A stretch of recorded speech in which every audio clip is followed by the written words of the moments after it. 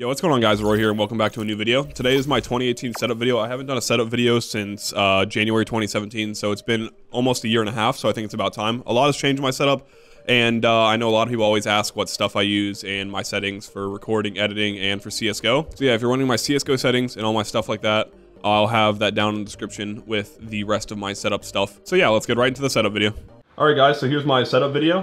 This is for 2018. I'll have a picture of my 2017 setup so you can see the difference. It's changed a lot. I have a different computer, different monitors, different everything really except for the microphone. But yeah, I'm gonna go from the underneath my desk, my chair. I'll just start here with the chair. This is a Herman Miller Ahrora chair, I believe, A-E-R-O-N. I'll have a link to that in the description. They're really nice chairs, so if you have the money and you want a really nice chair, I recommend Herman Miller.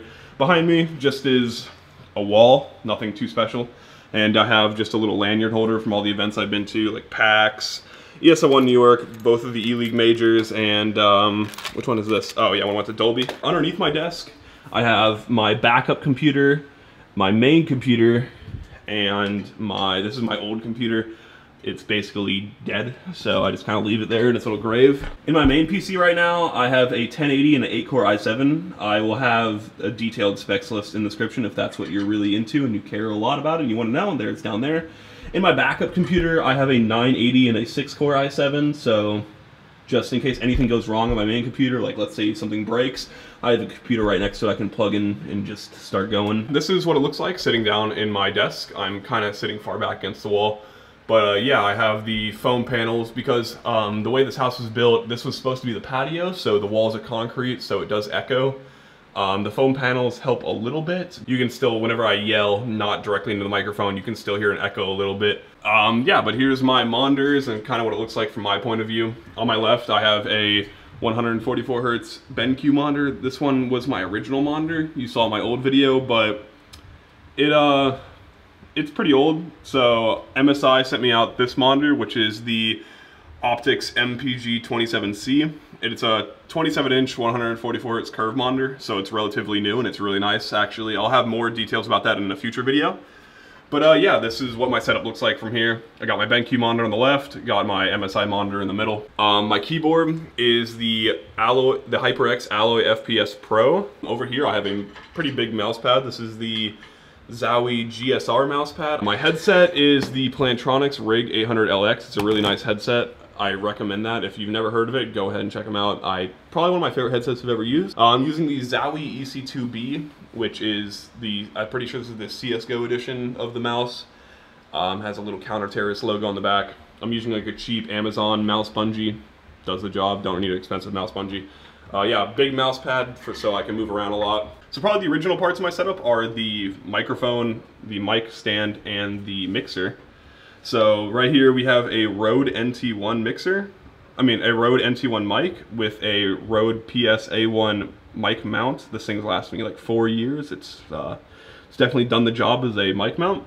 And in the back we have I'll get closer to it, a Line6 UX2 mixer. I know a lot of YouTubers use that, so definitely recommend that if you are looking to buy a studio microphone setup. I really like the Rode NT1. I also recommend the AT2035 of the two microphones I would personally use. This is just a really cheap little tripod, and on top I have a Logitech C920 webcam, but the C920 doesn't fit onto the back of the tripod, so I have it taped on. So yeah, you know how that little tape, it works, does the job. Don't need anything crazy whenever I'm streaming, so that definitely does the job.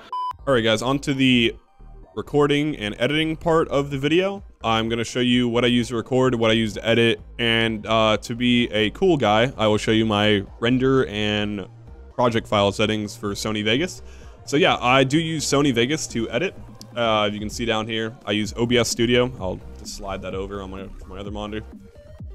So yeah, I use OBS Studio to record. Right here, the good thing about OBS Studio and why a lot of people use it, and a lot of streamers using it, also is a streaming platform. So if I wanted to stream, I can have my streaming scenes, and if I wanted to record, I can have my recording scenes. And the great thing about it is you can split the audio into 2 different channels. I've played with it for a while. These are my recording settings. I know some of it is blurred out because I am recording right now. So I usually record an MP4 with 2 audio tracks, The encoder I use is NVENC-H.264, which is the graphics card kind of preset. I'm recording with my graphics card. All right, so yeah, I use Sony Vegas Pro 13 to edit my videos. I know a lot of people like Sony Vegas and a lot of people like Premiere. I personally like Sony Vegas because I think it's the easiest for audio editing and subtitling. I also never really, a lot of people have problems with its like stability. It'll crash all the time. I rarely have those problems, and if I do have that problem, it's usually with my video format file. So yeah, here's my, let me just load it up. So here is my project property settings, or my project settings. So whenever I load a video in, this is what I'm editing in. I always, 9 times out of 10, I'll be editing in 1920 1080 at 60 FPS. This is what it looks like. Not really that complicated, pretty simple. So here's my new intro that you saw in the video right here. Here's my render settings. Let's pull these up. I have just basically 3 different ones: a Twitter format, a 720p 60 format, a 1080p 60 format, and a 1080-24, which I would usually vlog in. But for most videos, I'm going to say gaming videos, usually use 1080-60. This is what it looks like. So yeah, I'll use 1920, 60 FPS, 50k bitrate. Here's my audio, if you want to screenshot that. And yeah, project video rendering quality best. Nothing really that complicated. So yeah, there's my recording, my editing, and my render settings. So yeah, if you want to try those out, see how they work for you, feel free. So yeah, I hope you guys enjoyed today's video. This is my setup for 2018, basically how it's going to stay for a while. I really like it. It's pretty simple, but it does the job really well. And yeah, if you are interested in the exact parts and all the stuff that I have, it'll all be in the description. I'll have a list with probably Amazon links. So yeah, if you want to buy anything that I have, or you're just interested in what exactly I have, I'll have all that in the description below. I hope you guys enjoyed today's setup video, and I'll see you guys later. Peace.